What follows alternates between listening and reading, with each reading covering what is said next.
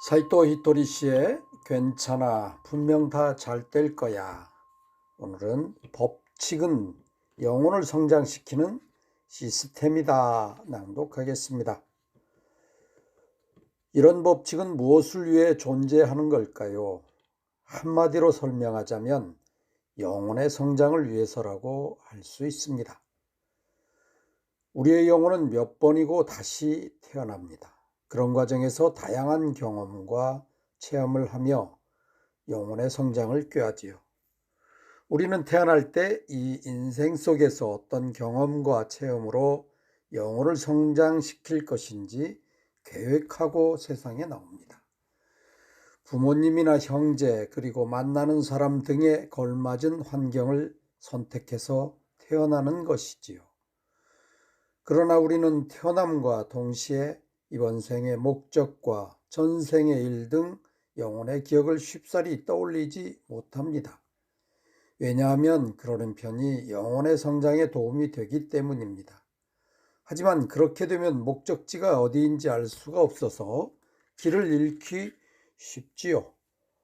따라서 영혼의 부모인 신은 다양한 시스템을 만들어 두었습니다. 앞서 설명한 법칙들도 그중 하나입니다. 우리의 성격이나 무언가를 좋아하고 싫어하는 마음, 욕망 등도 신이 붙여준 것이라고 할 수 있습니다. 그래서 그것을 부정하기보다는 살리는 쪽으로 생각하는 편이 인생에 더 유익합니다. 그래도 사람은 실수하고 길을 헤맵니다. 그럴 때에는 신이 여러 가지 방법으로 계시를 줍니다. 병에 걸리고 불행한 일을 만나게 되는 것도 그건 잘못됐다라는 신의 계시라고 할 수 있지요.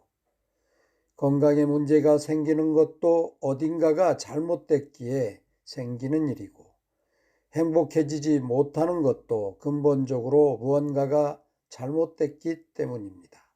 흔히 이 불행 끝에 행복이 있을 거야 라고 말하지만 잘못을 고치지 않는 한 절대로 행복해질 수 없습니다. 모든 일은 영혼을 성장시키기 위해 일어납니다. 다음은 문제는 고민하라고 있는 게 아니다 낭독하겠습니다. 저는 히토리 씨는 고민이 하나도 없나 봐요 라는 말을 자주 듣습니다. 하지만 고민이 없는 것과 문제가 없는 것은 다릅니다. 저에게도 여러 문제가 일어나지만 그 문제들로 인해 고민하지는 않습니다. 문제는 누구에게나 일어납니다. 왜냐하면 그것이 영혼의 성장에 필요하기 때문이지요. 문제가 전혀 없는 영혼은 성장할 수가 없습니다. 애당초 그런 영혼은 태어나지도 않습니다. 우리는 모두 미숙한 성장이 필요한 영혼들입니다. 그래서 실수도 하고 문제도 끌어안게 됩니다.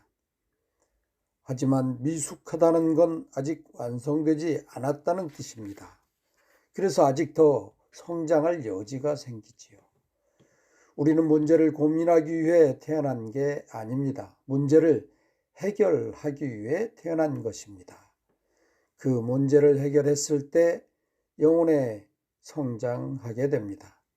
또한 해결할 수 없는 문제는 아예 생기지도 않습니다. 신은 당신에게 해결할 수 있는 문제만 주니까요. 만약 당신이 지금 무언가로 고민하고 있다면 그건 영혼의 성장시킬 순간이다라는 신호입니다.